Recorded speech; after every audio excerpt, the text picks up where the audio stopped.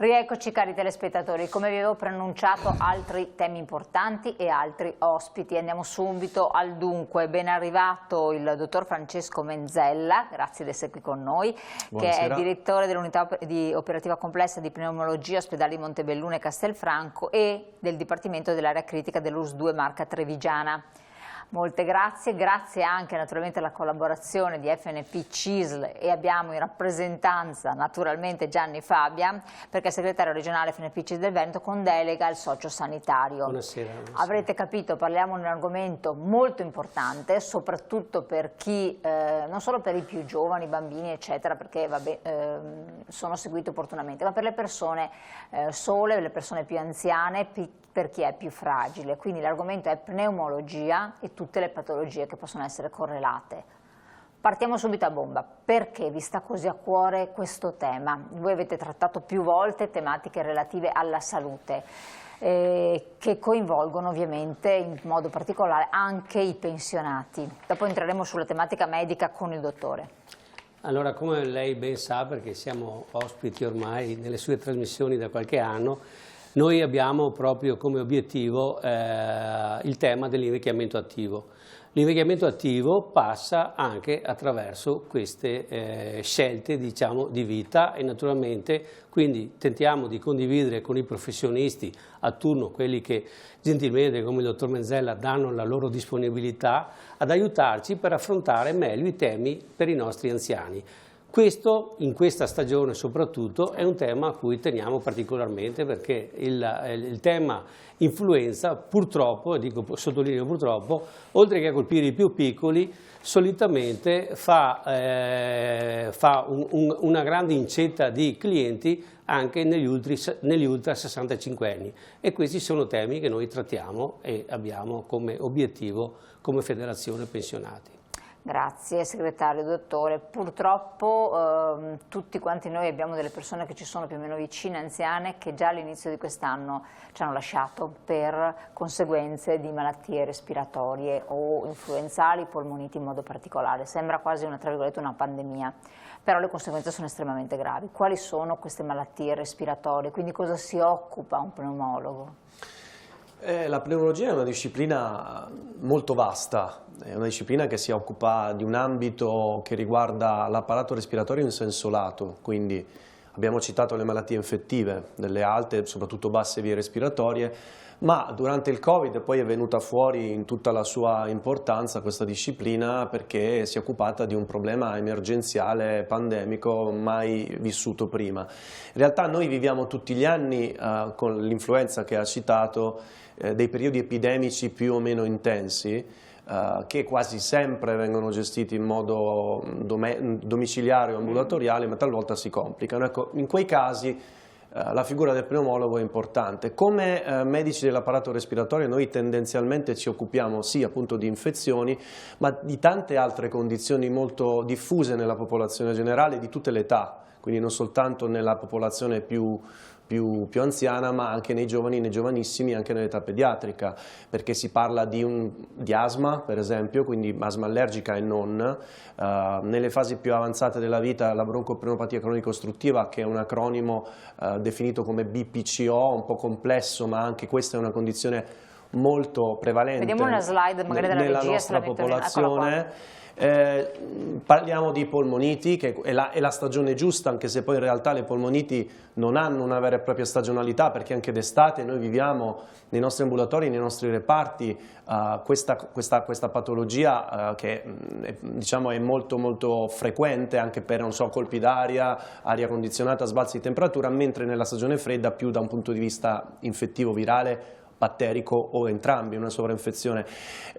Ci sono le condizioni alle alte vie aeree, come si vede in questa slide, che il pneumologo non gestisce direttamente, ma che può gestire quando queste poi scendono, per così dire, verso le basse vie aeree, perché questo spesso capita, quindi una tracheite, una laringite, un problema nelle alte vie come una rinosinusite che si può complicare nell'allergico, nell'asmatico, nel broncopneumopatico in senso lato in una condizione più bassa, quindi una bronchite semplice piuttosto che una bronchite più complessa che può portare poi alla necessità di cure specialistiche più o meno intensive. Nella pneumologia poi ci sono delle competenze di tipo interventistico, quindi penso alla diagnostica delle patologie oncologiche polmonari con la broncoscopia, che è una procedura di tipo endoscopico, diciamo minimamente invasivo, ma comunque prevede l'introduzione di uno strumento a fibre ottiche con una telecamera e un monitor che ci serve per campionare all'interno dei polmoni delle zone anatomiche, linfonodi piuttosto che tessuto polmonare o bronchiale, per cercare di ottenere delle diagnosi appunto di patologie oncologiche piuttosto che infettive, infiammatorie e immunologiche. Sono stati fatti dei progressi in quest'ambito? Ci sono stati dei grandissimi progressi in questo ambito, tant'è che questo tipo di approccio mini-invasivo endoscopico evita in molti casi la necessità di interventi chirurgici, quindi ci permette di arrivare a diagnosi prima, meglio e anche in modo più sicuro e confortevole per il paziente. Ci occupiamo di ventilazione meccanica, pazienti che hanno quelle grosse crisi respiratorie per cui è necessario il cosiddetto ventilatore polmonare, che è un supporto importante che non solo durante il Covid, ma anche in questi periodi di influenza, di gravi polmoniti che questa influenza di quest'anno determina, ci aiuta in molti casi a tirare fuori i nostri pazienti da condizioni veramente di difficoltà, di criticità e a volte anche il rischio stesso della vita del paziente. Ci sono condizioni molto comuni come la sindrome dell'apnea del sonno, un'altra patologia molto prevalente, molto diffusa nella popolazione generale, adulta, ma anche in minor misura pediatrica. Quindi la pneumologia è una disciplina trasversale che si occupa veramente di un numero svariato e molto eterogeneo di condizioni che riguardano tutte le età della vita sostanzialmente. Certo. Ma quando è che una persona, noi qui stiamo vedendo anche delle immagini in cui uno si può rivedere, perché tante volte abbiamo gli eccessi di tosse, queste influenze, queste cose, ecco, deve recarsi dal pneumologo. Sa perché glielo chiedo? Perché il medico di medicina generale sarà colui che purtroppo nei territori regionali nostro non avremmo mai pensato, ma ci troviamo tante volte delle persone anche anziane scoperte, cioè senza possibilità di accedere al medico di medicina generale perché lo sappiamo, non c'è stare a discutere queste cose, e quindi prevale il cosiddetto fai da te, supportati da tanti ausili anche dell'intelligenza artificiale, quindi vabbè. E quindi quando è che invece diventa importante non trascurare che non è un normale decorso influenzale, ma bisogna andare dal pneumologo, perché altrimenti si rischia e purtroppo tanti hanno rischiato, ma è andata male. Certo. Allora, dal punto di vista del sintomo che lei ha citato, quindi la tosse, che è un sintomo molto comune, che è un riflesso poi proprio del nostro sistema difensivo respiratorio per cercare di espellere muco ma anche corpi estranei per esempio, quindi la tosse è un riflesso, la tosse si attiva in una condizione infettiva come l'influenza o una delle tante virosi che circolano in questo periodo dell'anno. Non c'è solo l'influenza, ci sono i virus dei raffreddori, i rinovirus, ci sono tante altre patologie virali o batteriche o spesso una miscellanea delle due che possono determinare tosse. La tosse può essere una tosse secca, stizzosa, può essere una tosse produttiva, quella che viene denominata comunemente tosse grassa. Ecco, in una condizione virale come può essere un'influenza non complicata da un'evoluzione respiratoria più difficile da gestire, piuttosto che un raffreddore che può dare una tosse, la tosse può essere determinata o appunto da un'irritazione alle alte vie aeree, come abbiamo visto appunto nella slide che è stata proiettata, o a volte un'infiammazione nelle basse vie aeree. Che è quella più pericolosa. Che è quella più complessa da gestire, non necessariamente pericolosa, perché tante volte le virosi possono complicarsi, quindi con una tracheobronchite o una bronchite che fa fatica a risolversi. Ora, quindi lei mi chiedeva come gestire dal punto di vista dell'approccio medico piuttosto che di autogestione. Ecco, se la tosse, che è una condizione transitoria quando c'è una virosi, tende a passare nel giro di pochi giorni... Vuol dire quanto circa? Non più di una settimana, direi orientativamente, non più di 4, 5, 7 giorni. Se la tosse non tende a migliorare con sedativi della tosse in caso di tosse secca stitosa piuttosto che mucolitici, quindi per sciogliere il muco, tende a persistere o a peggiorare o a aumentare anche come caratteristiche dell'espettorato, del catarro, che magari da bianco tende ad avere colori sempre più scuri, dal giallo, giallastro, marrone, verde, quindi quello significa che c'è un'intercorrente anche infezione batterica, quindi se il muco vira di colore, noi le chiamiamo caratteristiche reologiche dell'espettorato, quindi aumenta di quantità e cambia di colore in senso peggiorativo, anche quella è un'indicazione che sarebbe importante un approccio medico, che quindi può essere in prima linea il medico di medicina generale, quando questo è disponibile, quando questo riesce a gestire il problema, altrimenti la gestione ospedaliera, quindi ambulatoriale nella stragrande maggioranza dei casi, per valutare il tipo di terapia, invitando chiaramente i pazienti a non automedicarsi, soprattutto non automedicarsi con gli antibiotici. Questa è una cosa che è bene precisare, perché molti ovviamente, noi non compriamo l'antibiotico come magari sarebbe giusto fare 7 antibiotici, 7 pastiglie, perché no, ci danno la scatola ne ha sicuramente di più, quelli che restano poi la persona fa il fai da te e quando sta male si prende l'antibiotico, anche lì facendo la mezza cura, non quella completa, e abbiamo questi famosi casi di antibiotico resistenza. Lo faccia capire lei quanto è importante non abusare. Cerco di spiegarlo nei termini più semplici possibili. Allora, lei ha citato l'antibiotico resistenza. L'antibiotico resistenza dall'Organizzazione Mondiale della Sanità, che è l'organo più importante al mondo che si occupa della salute delle persone, è stata classificata come un'emergenza internazionale, globale sostanzialmente. Questo perché? I motivi sono svariati. Il primo è che da molti anni noi non abbiamo nuove classi di antibiotici. Gli antibiotici non sono tutti uguali, ci sono molecole diverse che hanno indicazioni diverse, appunto. Per ritornare alla slide delle alte e basse vie aeree, antibiotici per infezioni delle alte vie aeree piuttosto che delle basse vie aeree, a volte alcuni sono gli stessi, può cambiare la posologia, cioè la quantità per esempio di compresse che io devo prendere nella giornata e la durata del trattamento stesso, ma può essere diversa anche la molecola da utilizzare, perché non tutti gli antibiotici riescono a gestire la stessa patologia, la stessa infezione nello stesso modo, quindi, e anche per il paziente che abbiamo davanti, sulla base anche delle patologie che il paziente porta con sé. Un paziente giovane che ha fatto pochi antibiotici nella vita potrà utilizzare farmaci, diciamo, non particolarmente impegnativi dal punto di vista della molecola che noi andiamo a somministrare, quindi di utilizzo anche domiciliare, come può essere un'amoxicillina, un'azitromicina, che sono classi antibiotiche diverse ma di uso comune a casa. Quello che però è importante è che la prescrizione avvenga sempre da parte di un medico, che sia il medico di medicina generale piuttosto che uno specialista. Anche se a casa si ha già le pastiglie. Corretto, mai gestire da solo in autonomia la prescrizione e l'automedicazione con l'antibiotico, perché non si può avere contezza del tipo di patologia che noi abbiamo in quel momento contratto, o noi o un nostro familiare, certo, di quanto antibiotico prendere, di quale antibiotico prendere. Gli antibiotici tra l'altro vanno utilizzati esclusivamente per infezioni batteriche, mai virali. Se sono esclusivamente virali, quindi l'influenza non si cura con gli antibiotici. Questo va detto, ribadito, lo si dice da anni, decenni, anzi, però purtroppo molte persone appena iniziano ad avere la febbre assumono appunto in autonomia l'antibiotico. Questo è un errore, perché si genera antibiotico resistenza, cioè vuol dire una pressione selettiva, noi andiamo a uccidere i germi sensibili a quell'antibiotico, ma gli altri sostanzialmente non hanno più una vera competizione nel nostro organismo, che diciamo, noi siamo pieni di batteri, noi viviamo insieme ai batteri, molti di questi batteri sono benefici, sono essenziali per la nostra vita. Noi andiamo a uccidere quelli buoni e facciamo sopravvivere quelli cattivi, che diventano sempre più resistenti a questi antibiotici, perché in quel momento il nostro organismo non aveva bisogno di un antibiotico, non c'era un'infezione batterica, quindi non c'era una prevalenza di un ceppo batterico, ma andiamo quindi a uccidere quelli che ci servono, per esempio nel nostro intestino, quindi banalmente compare una diarrea, ma quindi compaiono il altre microbiota condizioni. intestinale viene impoverito, Esattamente. quindi le difese immunitarie si abbassano. E poi c'è una pressione selettiva, perché vanno a predominare, a vincere i germi resistenti verso quella classe di antibiotico che noi iniziamo a perdere nel nostro organismo come sensibilità, diventiamo resistenti, e più antibiotici usiamo e peggio li usiamo, più nel tempo diventiamo resistenti a diversi antibiotici.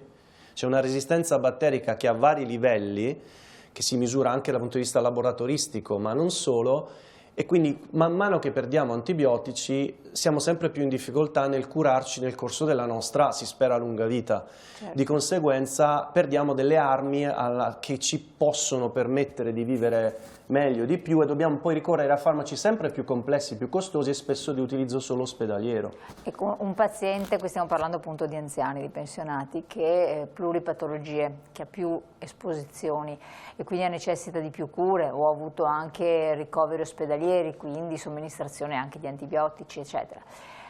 Grande attenzione, sono quelli che purtroppo hanno un'incidenza di decesso maggiore. Come comportarsi in questi casi e in quanto tempo il nostro organismo, anzi l'organismo della persona anziana, smaltisce l'antibiotico? Perché anche lì, cioè, in un anno possono capitare più situazioni. Allora, la risposta rispetto a quanto tempo ci vuole per smaltire un antibiotico non è una risposta che può avere un numero preciso, mi spiego anche meglio. Dipende molto dall'antibiotico che abbiamo usato. Ci sono antibiotici che si chiamano tempo dipendenti, quindi vanno somministrati ogni 8 ore, penso all'amoxicillina, per fare un nome, che va somministrata ogni 8 ore. Altri antibiotici che sono concentrazione dipendenti, vanno più nel tessuto e dipende da quanto antibiotico, da quanta molecola abbiamo nel tessuto che è il target, quindi è, diciamo, l'obiettivo del nostro trattamento. Classico, l'intervento chirurgico. Un intervento chirurgico toracico piuttosto che addominale, anche lì cambia l'antibiotico che noi dobbiamo utilizzare, anche il modo in cui lo somministriamo. Quindi dipende molto dalla somministrazione, dal tipo di molecola, dal metabolismo anche del paziente, quindi un antibiotico tempo dipendente come una penicillina è molto più rapido nell'essere smaltito rispetto a un antibiotico concentrazione dipendente, spesso di uso comune come l'azitromicina, il famoso antibiotico dei 3 giorni. Perché 3 giorni? Perché ha una formulazione a rilascio ritardato, si chiama dépôt, c'è un rilascio che ogni compressa dura 3 giorni sostanzialmente, quindi fare 3 giorni di antibiotico è come farne 9 in realtà di un antibiotico standard. Quindi in quel caso, perché i nostri tessuti si liberino, metabolizzino del tutto le molecole assunte, necessitano chiaramente di ben più tempo, quindi alcune settimane in generale, comunque non meno di un paio di settimane, mentre una penicillina pochi giorni. Va anche detto un'altra cosa, che quando noi facciamo più cicli di antibiotico in un anno, come ha detto lei poco fa, è importante ruotare gli antibiotici, le famiglie, le classi di antibiotici. Dicevo che ci sono tanti antibiotici diversi. Questo perché se io utilizzo un antibiotico in un intervallo di tempo inferiore ai 3 mesi, anche questo lo dice l'OMS, non dovrei utilizzare la stessa classe di antibiotico. Quindi ci deve essere un coordinatore che ha conoscenza di quale antibiotico è stato utilizzato in un ricovero ospedaliero, anziché dopo in una prassi normale di cura di un altro problema, giusto? Giustissimo, corretto. Noi assistiamo spesso a pazienti che arrivano nei nostri ambulatori, nei nostri reparti, che ci riferiscono che hanno assunto nel corso degli ultimi 1, 2, n anni sempre lo stesso antibiotico perché ho avuto la bronchite, ho avuto la sinusite, ho avuto questo, il mio medico mi ha dato sempre l'amoxicillina piuttosto che sempre una cefalosporina, ma ignorando a volte queste norme che possono sembrare elementari per una persona che è chiaramente consapevolezza e competenza clinica, appunto della necessità di cambiare la classe di antibiotico, non soltanto la molecola ma proprio la classe di antibiotico per evitare l'antibiotico resistenza, per l'appunto questa pressione selettiva verso i germi, quindi cercando di utilizzare molecole che hanno caratteristiche diverse di tipo terapeutico, quindi come profilo terapeutico di queste molecole, non cambiare la classe di antibiotico genera anche questo un rischio, oltre che di una minore efficacia del farmaco stesso, del ciclo di antibiotico stesso, anche di un rischio appunto di effetti collaterali e di antibiotico resistenza, quindi è necessario utilizzare poi più linee di antibiotici o antibiotici in combinazione nello stesso momento. Assolutamente. Ne risentite questo problema voi? Lo sentiamo, sì, tant'è che siamo qui stasera. Per noi invecchiare in salute è determinato e per poter invecchiare bisogna appunto avvalersi di questi suggerimenti e di questi consigli che però bisogna seguire attentamente, perché i professionisti lo fanno bene, fanno il loro lavoro, anzi noi adesso accogliamo anche, speriamo, in questi giorni è cambiata anche a livello regionale il governo, speriamo che cambi qualcosa, perché noi abbiamo anche un problema, oltre che avere dei professionisti bravi, per noi è difficile avere l'accesso a questi professionisti, perché con le liste d'attesa, con i carichi di lavoro che sono costretti a sopportare, soprattutto negli ultimi anni. E ricordo che fortunatamente noi invecchiamo e invecchiamo sempre di più, però di pari passo non c'è stata un'evoluzione anche organizzativa nei nostri ospedali, nelle nostre strutture. Anzi, direi che c'è stato un impoverimento di professionisti e questo non si sposa con l'andamento demografico che in questi anni noi fortunatamente andremo ad affrontare. Certo. Serve sempre un filtro, perché voi dovreste curare la fase di acuzie e il filtro dovrebbe essere la medicina generica, insomma, che in qualche modo sopperisce. Medicina del territorio. Del territorio. Sì. Prevenzione è importantissima. Ne parlavo io col segretario fuori onda prima, si parlava di tantissimi casi influenzali di vaccino, c'è paura del vaccino. Allora, che è il capitolo vaccini? Cosa ci Il capitolo senti? vaccini è un capitolo spinoso, è un capitolo che è sempre stato molto dibattuto, ingiustamente, devo dire. Si citava, il segretario prima citava che la nostra vita nel nostro paese negli ultimi 50 anni si è allungata tantissimo. Noi abbiamo un'aspettativa di vita in questo momento in Italia intorno agli 85 anni, una delle aspettative più alte al mondo. Per dire, un paese evoluto come gli Stati Uniti ha 10 anni meno di noi, perché non ha un sistema sanitario universalistico, perché c'è difficoltà d'accesso alle cure, stili di vita sbagliati, minore prevenzione. Qui entriamo anche nell'ambito non solo dei vaccini, ma anche dello stile di vita. Magari dopo facciamo qualche cenno anche a questo riguardo, che è estremamente importante nella prevenzione primaria delle malattie. Noi spesso ci troviamo a curare gli stili di vita sbagliati, quasi sempre al giorno d'oggi. Che vuol dire anche fumo, alimentazione e movimento. Esattamente, proprio queste cose, queste condizioni, quindi alimentazione corretta, evitare l'abuso di alcolici, evitare il fumo e muoversi. Quindi questo è lo stile di vita corretto. Detto questo, i vaccini sono stati demonizzati soprattutto nel periodo purtroppo molto triste della pandemia, per vari motivi, motivi diciamo ideologici, motivi di scarsa comprensione di che cosa è davvero un vaccino. Io mi sono trovato a discutere con pazienti chiedendo loro: ma lei è contro il vaccino? Ok, ma mi spiega cos'è un vaccino? Bene, la gran parte delle persone, la totalità di queste persone non è in grado di dirmi cosa sia un vaccino, ed è una cosa banale in realtà.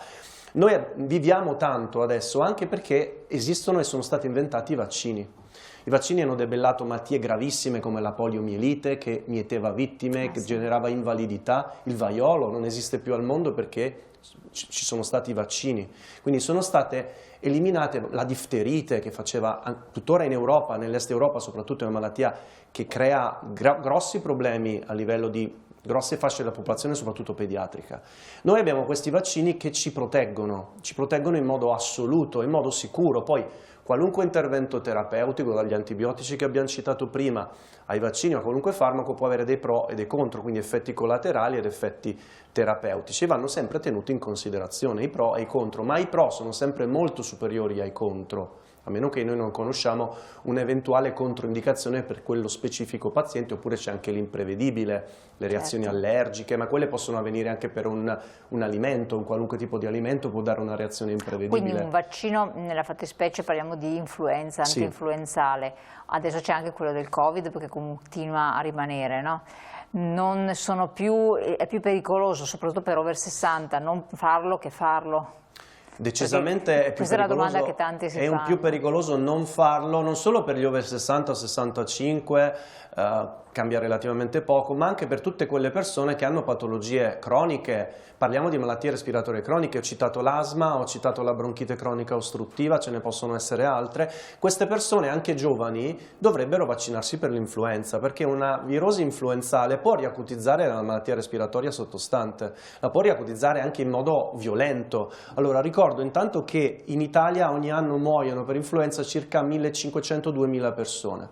L'influenza di quest'anno è un'influenza molto aggressiva, è una variante K, H3N2, H1N1, sono delle proteine di superficie che cambiano ogni anno, e per questo virus non smette mai di circolare, circola per il mondo, ma a seconda delle stagioni dei due emisferi. Quindi quest'anno è tosta. È molto tosta e ci sta mettendo in difficoltà negli ospedali, è un problema epidemico, non pandemico, ma epidemico, perché è un problema ricorrente, che quest'anno è molto aggressivo. Vediamo gli impatti anche dei costi sociali, ma anche l'incidenza, 6,4 milioni di morti all'anno in Europa, e quindi con costi 600 miliardi di euro in Europa di costo. Poi, prego. Sì, questi sono i costi in generale delle malattie respiratorie acute e croniche. L'influenza, come dicevo, quest'anno sta picchiando, diciamo, ogni anno cambia, però è sempre una malattia delicata da gestire anche in una persona sana, perché è parecchio, per pochi giorni quasi sempre, ma per quei pochi giorni è parecchio fastidiosa e invalidante.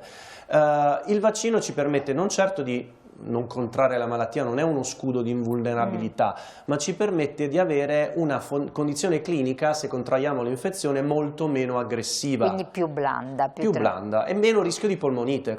L'influenza di quest'anno sta dando delle polmoniti molto gravi anche in persone giovani e sane. Perché la polmonite è così pericolosa, dottore? La polmonite è pericolosa, parlando sempre di influenza, chiaramente, perché è una polmonite virale che può sovrainfettarsi poi con infezioni batteriche, che può infiammare in modo più o meno esteso i nostri polmoni, e gli scambi gassosi che noi fisiologicamente riusciamo a svolgere con il nostro apparato respiratorio, i nostri polmoni ci permettono appunto di scambiare l'ossigeno e l'anidride carbonica tra il sangue e l'ambiente esterno, vengono a essere menomati, diciamo, vanno a essere meno efficienti a seconda di quanto estesa poi è questa polmonite e di eventuali condizioni preesistenti, quelli che si chiamano comorbilità, cioè patologie associate, e soprattutto i pazienti più avanti con l'età ne hanno spesso più di una, più di tre, anzi quasi sempre, sopra i 65 anni, di patologie cardiache, respiratorie e metaboliche sono quasi sempre presenti nelle stesse persone. La coesistenza di queste condizioni croniche molto diffuse, il diabete è una di quelle, può far evolvere una polmonite in una forma più difficile da trattare, che magari necessita poi di un ricovero, dell'ossigenoterapia, della ventilazione meccanica nelle forme più gravi, nei pazienti ancora più gravi dell'intubazione in terapia intensiva, quindi in rianimazione. E abbiamo ricoverato quest'anno persone anche di 30 anni, 20 anni, è morta una bambina proprio qui a Padova di 12 anni per una polmonite da influenza, una bambina sana, perché a volte ha delle manifestazioni infiammatorie nei nostri polmoni molto aggressive, molto violente, che generano una risposta del sistema immunitario magari non troppo misurata rispetto all'infezione, che porta poi a una manifestazione clinica purtroppo a volte o difficile da gestire, a volte drammatica, ahimè. Quindi è necessaria la prevenzione, sostanzialmente. Ecco, nell'ambito della prevenzione, comportamenti corretti, si parlava di stile di vita e anche l'ambiente. Per le persone anziane, visto che ci rivolgiamo a loro, però penso che possa valere anche per un po' per tutti. Ambienti tanto caldi, meno caldi, stare un po' più al freddo, coprirsi di più, andare all'aria aperta, arieggiare, insomma, ci spieghi un attimo. E poi ovviamente c'è il discorso del fumo, tenendo conto che viviamo in habitat non certo disinquinati, no?